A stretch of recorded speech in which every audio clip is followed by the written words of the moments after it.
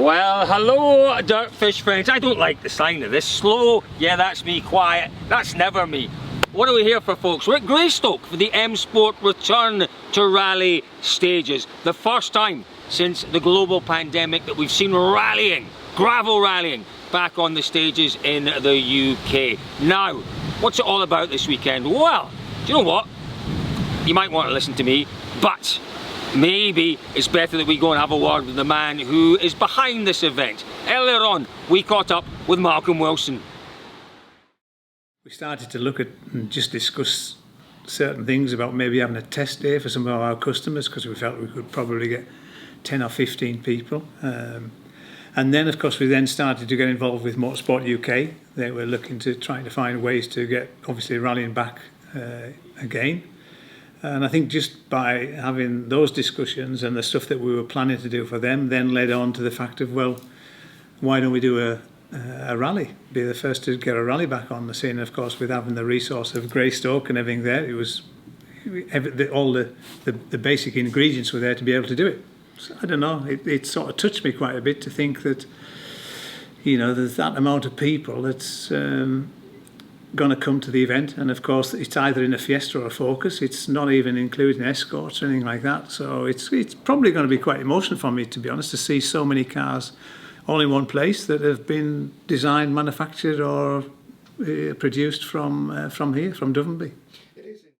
Always good to hear from Malcolm. Well, we're here in Greystoke Village, and as you can see, the weather is fairly dreich. It really is wet and miserable. The forecast is for it to stay like this during the course of the rally.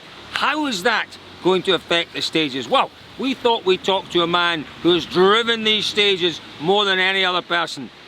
It's Matthew Wilson. But it took a little while to actually get it into the condition that we wanted for the testing, because it was overgrown. There was grass up the middle, and you know, we did a lot of the drainage work because the road just used to flood completely. So you were forever having to just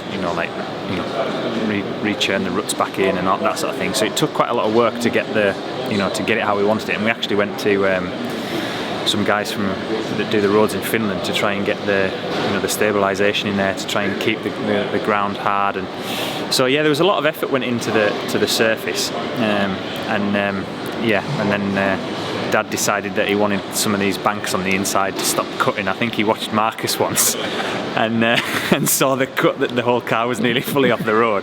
So I think he decided this is not really helping the drainage situation. So some of the banks come on the inside, which probably adds to a unique character of it, really. It's so blooming weather dependent. You can imagine Cumbrian weather.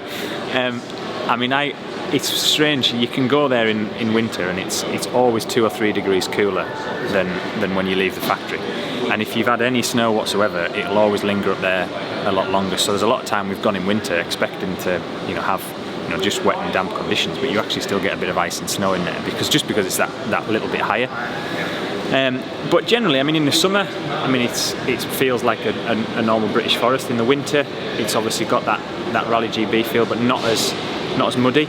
There is obviously muddy sections, but it's not generally as muddy because of the stabilisation that's in there. But it's got some unique challenges. Very, very hard on tyres when it's dry and hot. 6 stages, 38 competitive stage miles. Obviously, the timetable is a little bit fluid. This allows for a few mistakes to happen and potential cars to be removed from ditches or whatever. I hope that's not on me, and I hope it's not Rich. He's R2. But I think it'd be a proud moment tomorrow when all them cars start to pull out and go down to the start line, and you know that every one of them cars has had either been built here or built in Poland. And I think it'll really sort of sink home tomorrow, and it's a special thing. The more and more you think about it, it definitely is a real sort of special thing to have all them cars together and all our customers in one place, really. So clearly these are fantastic rally stages, but David and I, we've not been in Greystoke Forest before, so what better way to explore the stages than in one of M Sport's Cougar rally car Recce cars. Rally car? Recce car! The World Rally car in the R5s, you're just accelerating through here, accelerating until you hit have a little nibble. Oh no, don't cut, don't go, don't. cut. No. So do you think that's it? Do you So as a think- co-driver, that's a great note. Don't take- Have a little nibble. Don't cut. Don't cut. Stop shouting, my ears are bleeding now. Not a clue about where I am, what I'm doing, why I'm here, who the hell he is. Not a clue. Right, thank you very much. See you, boys. Tell you got a feel for. Now. So that's it. I mean, I can't imagine that we could have added any more technical aspects to our analysis and appraisal of the stages. That's pretty in-depth. Watch that little Yeah, I'm watching it. rampy thing. That's what Matthew was talking about, built up the inside of the corners. To avoid the cutting, yeah. See, that's quite squirmy, isn't it? A little bit squirmy, and there's definitely a line. You know, if you get off the line like there, it is. Or don't get off the line. I'm just demonstrating. Stay to on the you. line. Well, that's it then. I think we're done. Yeah.